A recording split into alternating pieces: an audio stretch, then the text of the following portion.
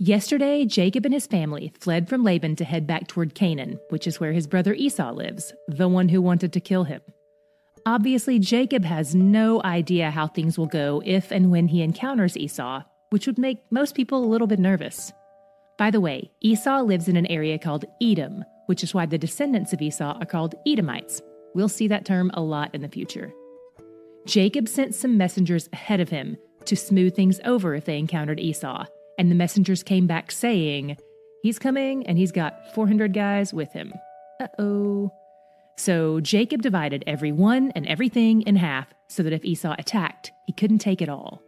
He's strategic, he's maybe driven by fear, but there's also this really beautiful moment where he's humbled and he praises God for his provision.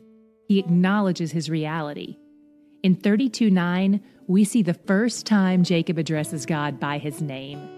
And in 32:10, he says, "I am not worthy of the least of all the deeds of steadfast love and all the faithfulness that you have shown to your servant."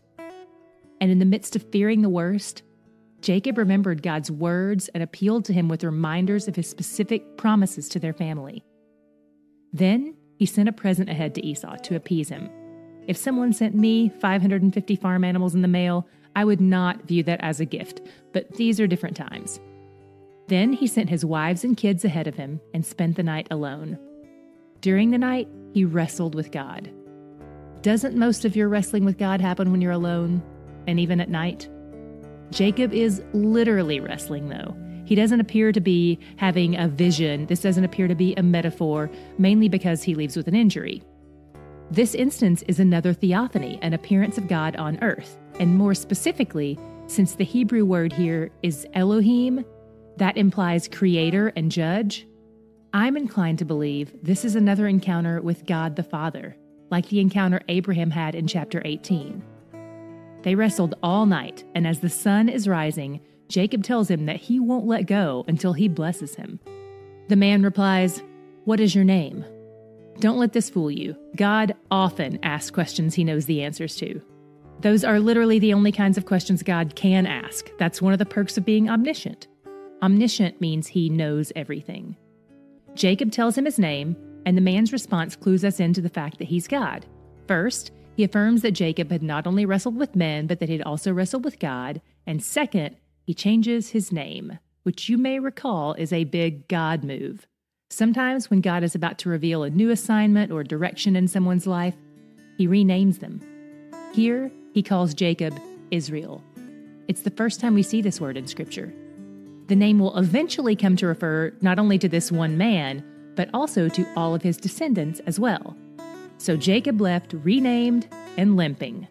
This was Jacob's moment of transformation, encountering God face to face like this, like his father and grandfather had. Finally, his faith is starting to become his own.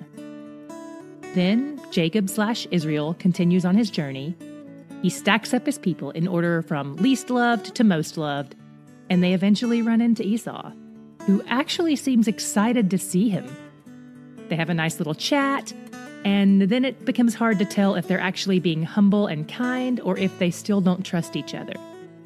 But then it becomes clear where Jacob stands, at least. He agrees to follow Esau, but after Esau leaves and heads south, Jacob goes west. He was heading toward the land of Canaan, where God had called him. He bought some land, and he erects something on it to commemorate the occasion, but for the first time, it isn't a pillar. For the first time, it's an altar. Not a Canaanite memorial, not a pagan ritual, but an altar. And he names it El Elohe Israel, which means God, the God of Israel. His name. He's honoring the God who drew near to him, who wrestled with him, who injured him and protected him all at once. An altar. I love it. I do not love what happens next in chapter 34. Here, Dinah, the one daughter among the dozen kids of Jacob, is the new girl in the new land that they've moved to, Shechem. In Shechem, there's a guy named Shechem, and his dad is a man of status in the land.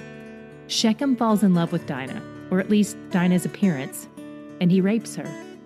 After that, he wants to marry her, so he tries to get his dad to negotiate an arrangement with Jacob. Jacob and his sons are outraged, and rightly so. the text makes it clear that rape is taken seriously among their people. But Jacob sits passively by while his sons make the plan. They do it in much the same way Jacob always makes plans, which is to say, in a sneaky way.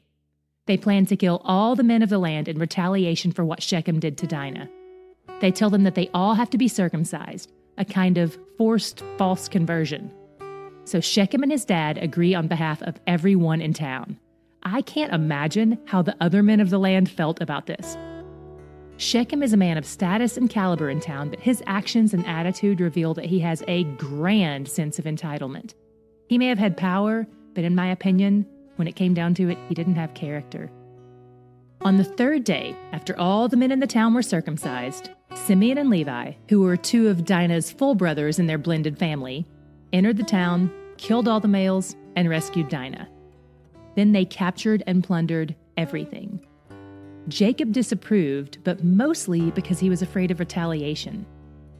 This is also a good place to mention that God himself never endorsed their actions. The Bible is just describing what happened.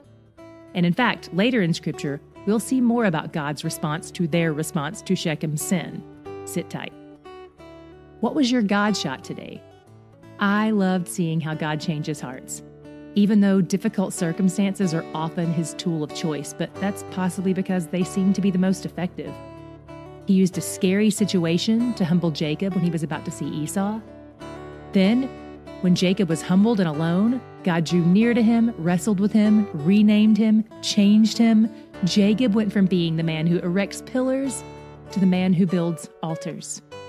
But rest assured, Jacob is still a work in progress. He still lies and manipulates, and even his response to the slaughter of Shechem was still self-focused.